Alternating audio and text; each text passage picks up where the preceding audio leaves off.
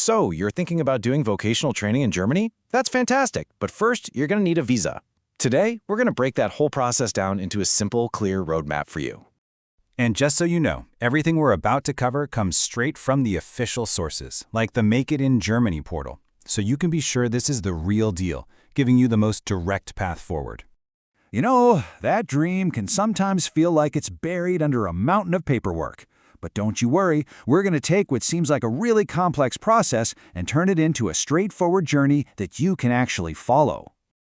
Okay, so here's our game plan. We'll start by checking if you're eligible, then walk through the 5 main application steps. After that, we'll cover some really important things to know, and we'll finish up with what you need to do once you've actually arrived in Germany. First things first, before you even think about filling out a single form, let's go over the essential requirements you absolutely must have sorted out beforehand. Right, there are 3 big things you have to have locked down. You need a signed training contract, you have to prove you can support yourself financially, and you've got to show you have the right level of German language skills. Okay, so you saw secured financial means on that list. What does that actually, mean? Because it's a little different depending on what kind of training you're planning to do. If you're doing what they called in-company or dual training, where you're working and learning at the same time, your monthly pay has to be at least 1,048 euros before taxes. But if your training is purely school-based, the rules change a bit. You'll need to prove you have access to at least 959 euros a month after taxes. Now, this can come from a few places, like a special blocked bank account, a scholarship, or even a sponsor. And the last piece of the puzzle is language. Unless your future employer has already tested and confirmed your German skills themselves, you're going to need an official certificate showing you've hit the B1 level. All right, so once you've got all those requirements checked off, congratulations. You are officially ready to dive into the 5-step visa application process itself. Here's a quick look at the whole journey from start to finish. It all begins with an online application, and it ends with you getting your long-term residence permit once you're actually living in Germany. Okay, step 1. Your very first move is to go to Germany's official consular services portal online.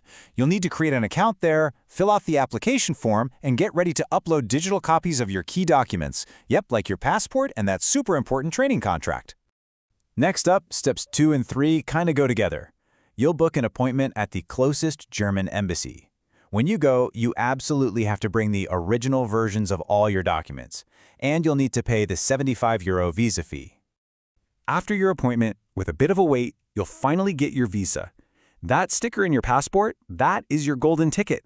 It is officially time to book that flight and start planning your big move to Germany. Okay.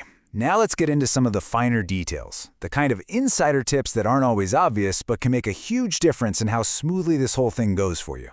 First up, a big one, time. Be prepared because waiting for an embassy appointment and for the visa to be processed can take a while. It's really worth asking your future employer if they can help you with what's called the fast-track procedure. It can seriously speed things up. Now here's something that often trips people up. You might read about needing approval from the Federal Employment Agency and start to worry. But here's the key. You don't have to do anything about this yourself. It's all handled automatically, behind the scenes, as part of your application. And here's another classic point of confusion. Health insurance. It's actually a 2-step thing. To get the initial visa to enter the country, you need proof of travel health insurance. But as soon as you arrive and start your training, you have to sign up for a proper German health insurance policy. You need both, just at different times. Okay, let's fast forward. You've landed in Germany, visa in hand. It's an amazing feeling. But you're not quite done with the paperwork. There are a couple of really important things you have to do right away. You've basically got 2 immediate jobs. First, you have to go to the local registration office, the Bürgeramt, and officially register your address. Second, you need to apply for your official residence permit at the local foreigners authority, which is called the Ausländerbehörde. And listen, this next part is super important. Your entry visa is only temporary. You absolutely must submit your application for the full residence permit before that initial visa expires. Seriously, book that appointment as soon as you can after you arrive. Don't delay.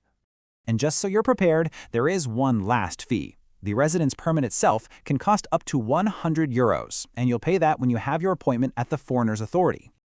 Look, by following all these official steps, the ones laid out by the German government, you're really setting yourself up for success. It's a clear, structured path that's designed to help you start your career journey the right way. And really, that's the thing to remember. Getting the visa and the residence permit, that's not the finish line. It's the starting gate. A successful application is just the beginning of a brand new, exciting chapter in your life in Germany.